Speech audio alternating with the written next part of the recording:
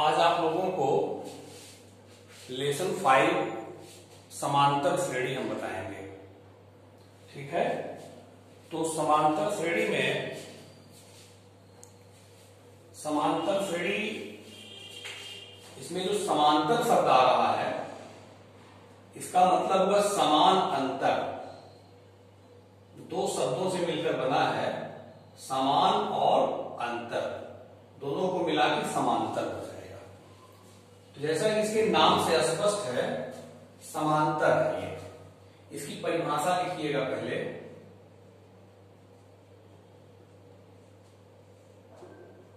वह श्रेणी जिसमें दो क्रमागत राशियों के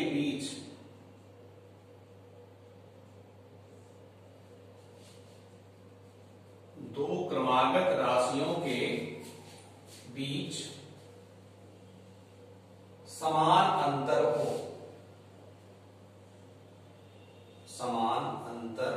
हो, कामा समांतर श्रेणी कहलाती है।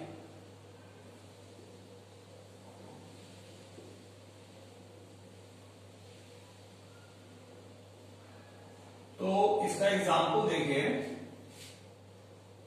एग्जाम्पल इसका जैसे 1, 4, 7, 10 डॉट डॉट डॉट। तो आप देखेंगे कि इसमें समान अंतर है। एक में 3 जोड़े 7 4 आ गया, 4 में 3 जोड़े 7 आ गया, 7 में 3 जोड़े 10 आ गया। तो अंतर इसका 3 है, समान अंतर है। इसी समान अंतर को हम सार्वंतर कहते हैं। ये बढ़ते क्रम में है, घटते क्रम में भी हो सकता है।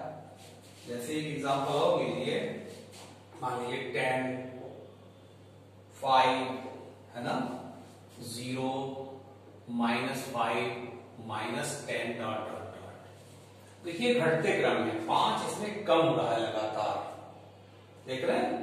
ये भी समांतर श्रेणी है। तो समांतर श्रेणी में मेन जो इसकी बात है वो समान अंतर होना चाहिए। पदों के बीच, दो क्रमागत पदों के बीच समान अंतर हो, जिसे हम कहते हैं सार्वंतर।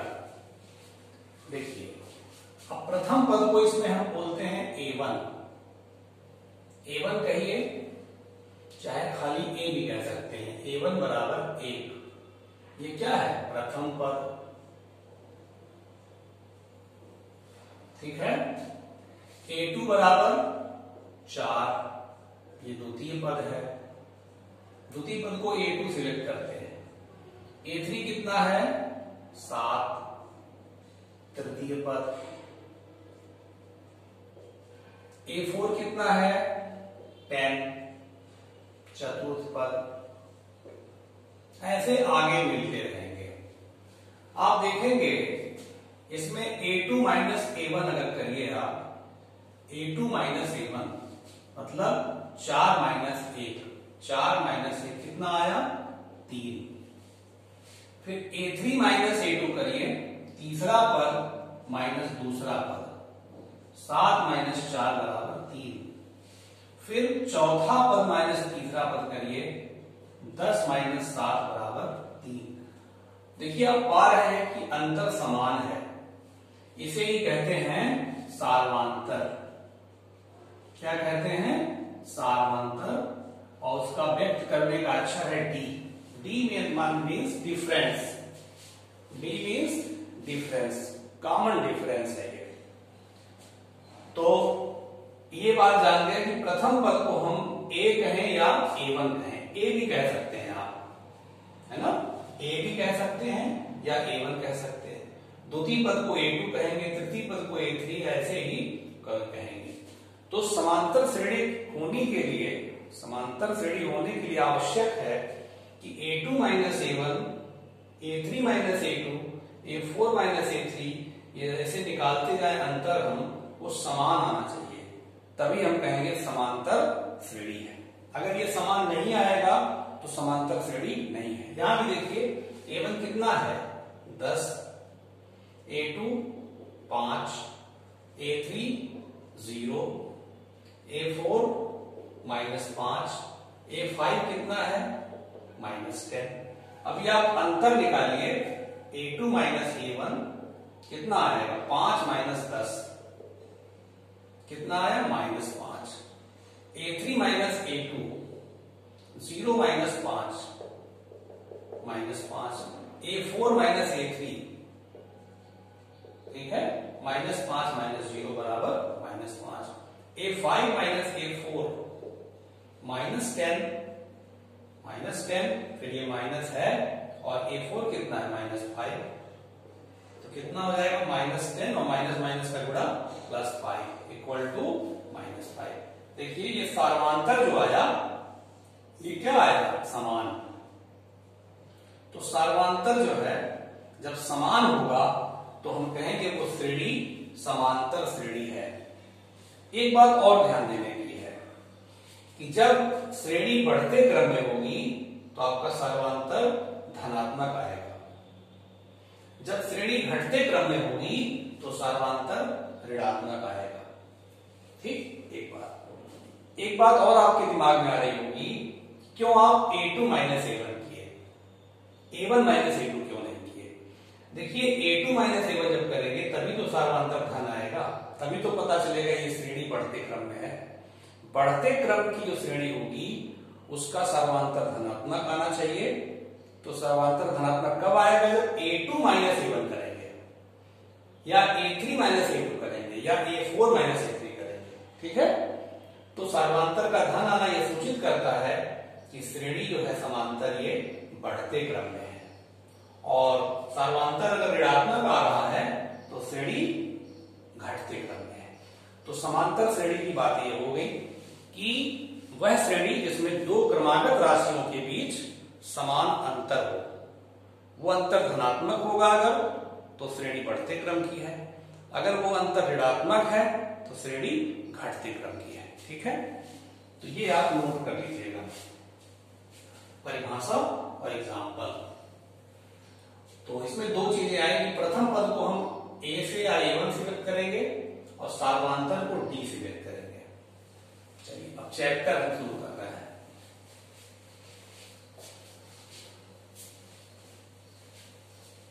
देखिएगा चैप्टर एक्सरसाइज 5.1 है, 5.1 ठीक है। एक्सरसाइज 5.1 देखिए, कह रहे निम्नलिखित स्थितियों में किन स्थितियों में संबद्ध संख्याओं की सूची AP है। AP जो कह रहे हैं यही AP है। इंग्लिश में समांतर श्रेणी क्या कहते हैं? Arithmetic progression. शॉर्ट में AP माने समांतर श्रेणी। तो कह रहे हैं कि आप इन स्थितियों में एक सूची बनाइए, क्या वो समांतर श्रेणी है? देखिए पहला क्वेश्चन, पहले का पहला कह रहे हैं प्रत्येक किलोमीटर के बाद टैक्सी का किराया जबकि प्रथम किलोमीटर के लिए 15 रुपया है, उसके बाद जो प्रति किलोमीटर वो चलता है उसका 8 रुपया ऐड होता है। पहले किलोमीटर चलने का 15 रुपया लेगा, उसके बाद प्रति किलोमीटर 8 रुपया बढ़ता जाएगा। तो इस तरह हम संख्याओं की एक श्रेणी बनाएं, उसके बाद पता लगाएं कि समांतर श्रेणी है या नहीं। तो देखिए प्रथम किलोमीटर का कितना ले रहा है किराया, किराए की सूची, किराए की सूची। प्रथम किलोमीटर का 15 रुपया, ठीक है। उसके बाद द्वितीय किलोमीटर कितना लेगा? 15 धन 8। तृतीय किलोमीटर कितना लेगा? ये 23 हो गया ना, तो इसमें 8 जोड़ दीजिए। ये कितना हो गया? 31, तो 31 में 8 जोड़ दीजिए। ऐसे ऐसे सूची बन गई। अब ये बताना है कि एपी है या नहीं। एपी मतलब समांतर श्रेणी है या नहीं। देखिए चेक करने का तरीका, 15, 23, ये 31 हो गया, ये 31, 8, 39 हो गया। डाट। तो हम एग्जाम में जब बताएंगे ना, ये तो मौखिक आपको दिखाई पड़ रहा है समांतर श्रेणी है, 15, 8, 23, 23, 8, 31, 31, 8, 39। लेकिन एग्जाम में कैसे बताएंगे? आप छांट लीजिएगा, देखिए A2 माइनस A1 निकालिए, 23 माइनस 15 बराबर 8। फिर A3 माइनस A2 करिए, A3 माने तीसरा पद, A2 माने दूसरा पद, 31 माइनस 23 बराबर 8। फिर A4 माइनस A3 करिए, 2 ही करिए कोई बात नहीं है, या 3 कर लीजिए, 2 कर लेते हैं तब भी आपका ये समान आ जाता है, तो समांतर श्रेणी सिद्ध हो जाती है, बराबर 8। अब देखिए ये सार्वधातुक समान आ रहा है, लिखेंगे चूंकि सार्वधातुक समान है, ये सार्वधातुक है 8, सार्वधातुक समान है, इसलिए किराए की सूची जो है, किराए की सूची समांतर श्रेणी में है, समांतर श्रेणी वैसे 60 करके भी लिख सकते हैं, इसी को एपी कहते हैं। किराए की सूची समांतर श्रेणी में है, ये आपका पहले का पहला हो गया, इसको नोट कर लीजिए, ठीक है। पहले का दूसरा देखिए,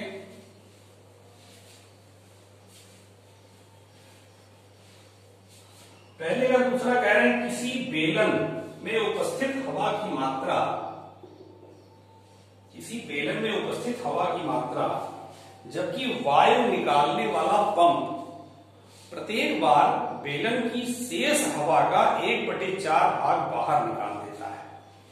बेलन का मतलब यहां सिलेंडर से, जो आपके घर में सिलेंडर गैस वाला होता है उसमें गैस भरी होती है, हवा ही भर सकते हैं, तो उस सिलेंडर से आप अपना मतलब निकालिएगा।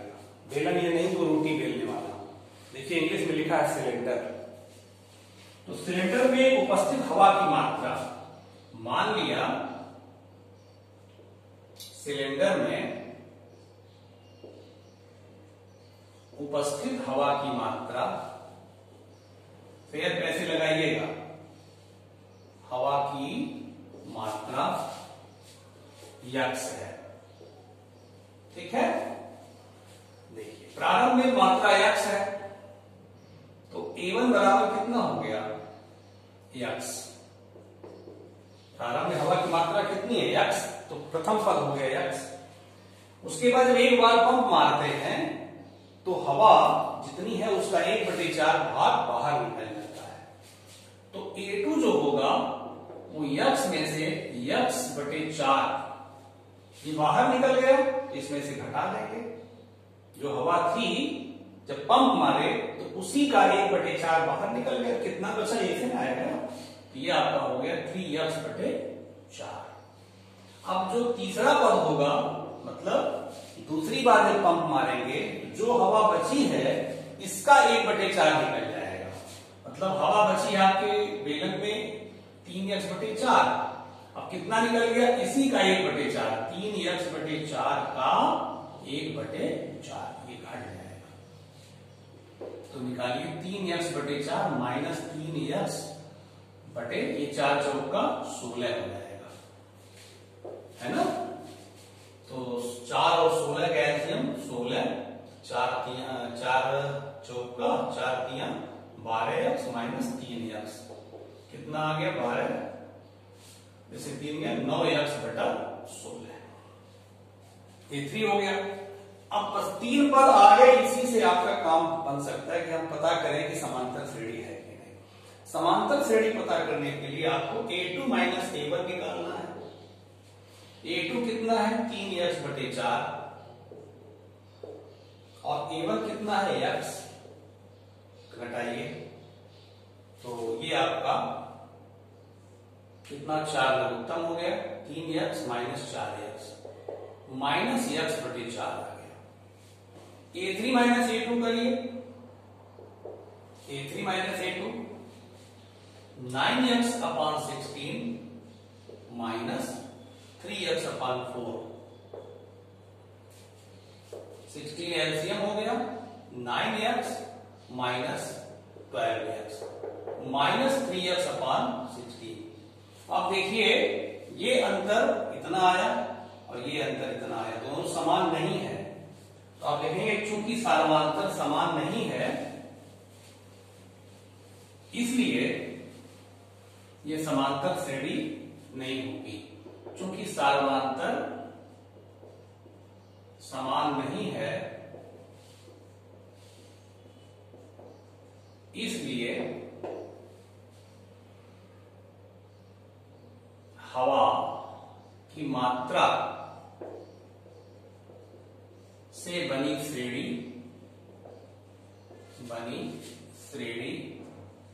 एपी नहीं है, एपी नहीं है। समझ बात आई? ऐसे काम कर लेंगे। अब देखिए आपका पहले का तीसरा,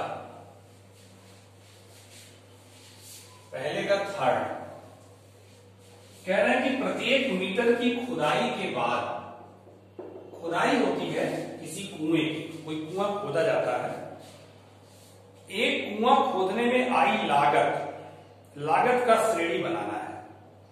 एक कुआं खोदने में आई लागत, जबकि प्रथम मीटर खुदाई की लागत 150 रुपए है, बाद में प्रत्येक मीटर खुदाई की लागत 50 रुपया बढ़ती जाती है। मतलब कुआं जब खोदते हैं तो प्रथम मीटर जब खोदते हैं तो 150 रुपया खर्च आता है, उसके बाद जो प्रति मीटर खुदाई होगी उसका 50 रुपया मात्र लगेगा। तो प्रथम मीटर का देखिए खुदाई की लागत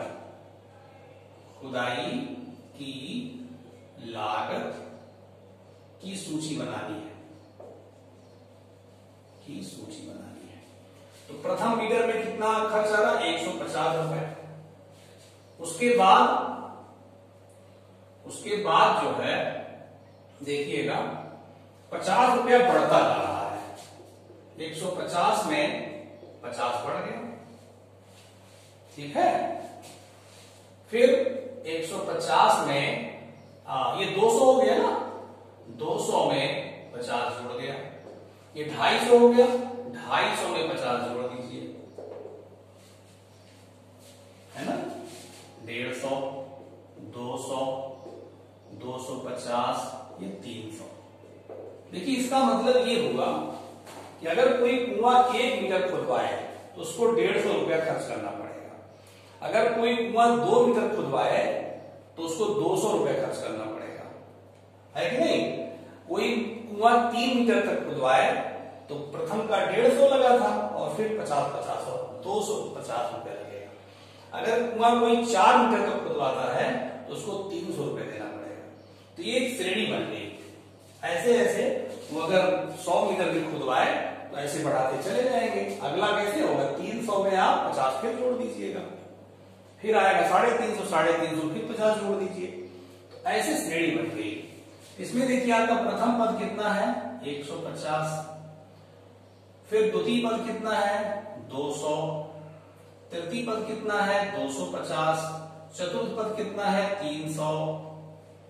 3 पद ही निकालते हैं तब भी आपका काम ठीक रहेगा, वो भी सही मानो। 3 पद तक ही मिनिमम निकालना चाहिए। ज्यादा कोई निकालता है 4 पद 5 पद तो कोई गलत नहीं है, ठीक है, लेकिन 3 पद कम से कम होना ही चाहिए। अब देखिए आप A2 माइनस A1 निकालिए। 200 माइनस 150 कितना आया? 50। A3 माइनस A2 निकालिए। 250 माइनस 200, ठीक है, 50। A4 माइनस A3 निकालिए। 300 माइनस 250 बराबर 50। देखिए सार्वमांतर समान आया तो आप लिख देंगे चूंकि सार्वमांतर समान है इसलिए खुदाई की लागत की सूची,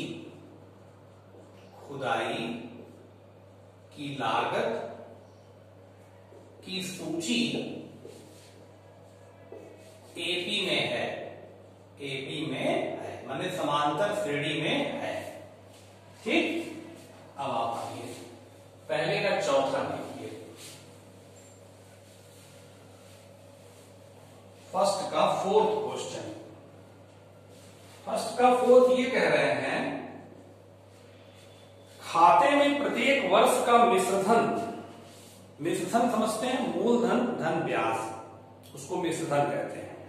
प्रत्येक वर्ष का मिश्रधन कामा, जबकि 10,000 की राशि 8% वार्षिक की दर से चक्रवृद्धि ब्याज पर जमा होती है, ठीक है। तो पहले वर्ष कितना मूलधन जमा करने गया होगा कोई व्यक्ति अपने खाते में, तो 10,000 उसका वर्तमान में रहा होगा तुरंत खाता जब खोला। दूसरे वर्ष उसका धन हो जाता है 8% की दर से। ये देखिए आप कक्षा 8 में पढ़े हैं, मिश्रधन बराबर मूलधन इनटू ब्रैकेट में 1 प्लस दर बटा 100 और ऊपर घात समय, समय एक साल बाद का ये है, ये दर है, ये मूलधन है। तो पूरा क्या आ जाएगा, दूसरे वर्ष का मिश्रधन। तीसरे साल, मैंने तीसरे साल का मतलब ये वर्तमान में जमा किया, 1 साल बाद का ये है, फिर 2 साल के बाद का ये निकलने जा रहा है। 1 धन 8 बटा 100 पर घात 2, ऐसे डाट डाट डाट कर सकते हैं। ये आपका मिश्रधन की सूची है। तो कितना हो जाएगा देखिए, ये 10,000 और ये हो जाएगा 100 और धन 8 108 बटा 100। ये 108 बटा 100 2 बार हो जाएगा। ये दूसरे साल का है ना, ये वर्तमान का है, ये 1 साल बाद, ये 2 साल बाद का। 108 बटा 100, ये चारों जीरो कट जाएगा, ये 2 जीरो कटेगा, कितना आया 10,000। ये आपका 2 जीरो बढ़ जाएगा 10, ये ऐसे हो जाएगा, 2 जीरो से बढ़ा दीजिए और 1008 का गुणा कराएंगे तो 11,664 आएगा। गुणा करा लीजिएगा इसका, ये चारों जीरो कट चुका है। अब आप देखिए यहाँ A1 आपका है 10,000, A2 10,800 और A3 11,664 और आगे भी निकाल सकते थे। तो यहाँ देखिए A2 माइनस A1 करिए, 10,800 माइनस 10,000, A2 ये है माइनस A1 कितना आएगा 800। फिर A3 माइनस A2 करिए, 11,664 माइनस 10,800, ठीक है 864 आएगा। अब देखिए बराबर आया क्या, नहीं आया, सार्वांतर समान नहीं आया। चूंकि सार्वांतर समान नहीं है, समान नहीं है, इसलिए मिश्रधन की सूची एपी में नहीं है। इसलिए मिश्रधन की सूची एपी में नहीं है। समझ के बाद ये पहले का चालू खंड मैंने आपको बता दिया ताकि समांतर श्रेणी अच्छे समझ में आ जाए। अब चलिए दूसरा क्वेश्चन देखिए। एक बात आपको बता दें हम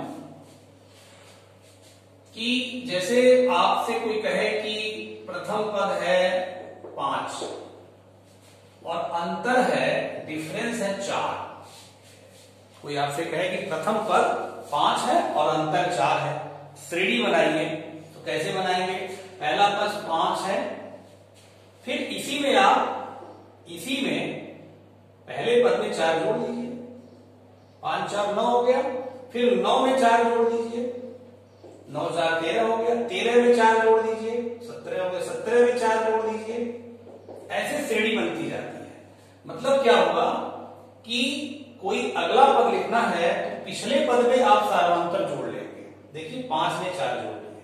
अब जब अगला लिखना है तो इसमें 4 जोड़ देंगे, फिर अगला लिखना है इसमें 4 जोड़ देंगे। ऐसे आप अगला पद जब लिखते हैं तो पिछले वाले पद में सार्वंतर जोड़ देते हैं तो आपको अगला पद मिल जाता है। ठीक है, ऐसे श्रेणी आप बना सकते हैं। कहने का मतलब आपके पास अगर प्रथम पद है और आपके पास सार्वंतर है तो पूरी श्रेणी आप बना सकते हैं। कोई कितना भी पद आपसे लिखवाए आप लिख सकते हैं, क्योंकि शुरुआत तो आप कर देंगे, फिर बारंबार 4 जोड़ते चले जाएंगे, वही सार्वंतर जोड़ते चले जाएंगे। ठीक है, चलिए देखिए दूसरा क्वेश्चन कह रहा है कि दी हुई एपी के प्रथम 4 पद लिखिए, जबकि प्रथम पद ए और सार्वंतर डी निम्नलिखित है। दूसरे का पहला लिखिए। ए बराबर दिए हैं 10 और d बराबर 10। और कह रहे हैं 4 पद लिखिए, एपी के 4 पद, एपी के 4 पद। देखिए प्रथम पद आपको देखिए मैं बताया था ए कहिए चाहे A1 कहिए, यहां ए कहा है, कोई दिक्कत नहीं है। तो 4 पद लिखना है तो क्या पहला पद 10 हो जाएगा, फिर इसी में आप सार्वधातुक जोड़ दीजिए, सार्वधातुक में 10 है, ये हो गया 10 10 कितना हो गया 20, 20 में फिर 10 जोड़ दीजिए, फिर 20 10 30 हो गया, 30 में 10 जोड़ दीजिए, 4 पद कहे हैं 4 पद हो गया, तो आ गया 10 20 30 40, ये आपके एपी के 4 पद हो गए। ठीक है, इसमें एक माइनस वाला भी देख लीजिए, जैसे आपका चौथा पार्ट है, दूसरे का चौथा, ए कितना दिया है -1, डी 1/2, एपी के 4 पद, एपी के 4 पद।